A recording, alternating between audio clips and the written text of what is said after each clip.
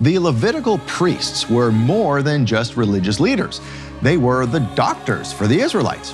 Rachelle and Steve Siefken reveal both biblical and extra-biblical evidence of ancient temples of all faiths as hospitals, priests as doctors, and oils as medicine.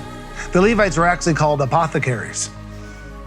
Exodus 30:25, after the art of the apothecary, they were making the holy anointing oil and the incense oil.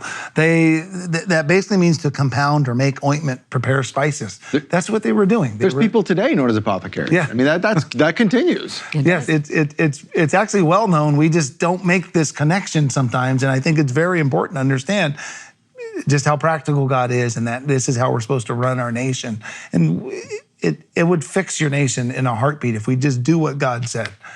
Just do what he said, and things would be just so much better. All the blessings would come back on your nation. I think of America specifically, how far we've strayed, and less of the curses.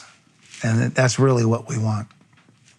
So Leviticus 13 and 14 gives a great example of their healing. I shared that earlier. Those are 2 chapters. They anointed the upper ear, anointed the right thumb, anointed the right big toe. They used cedar wood and hyssop. And these things have so many beneficial attributes to us. Promote relaxation, emotional balance, and improves focus and wisdom.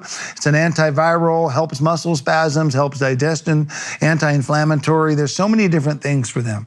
But sometimes God only gives us the answer in part, and we got to just kind of dig through and figure out what's actually going on here. And if you really study this out, we know this today called reflexology. And reflexology is a type of massage that involves applying different amounts of pressure to the feet, hands, and ears. It's based on a theory that these body parts are connected to certain organs and body systems. I don't know if that's true. I don't know that we have a whole lot of science behind it.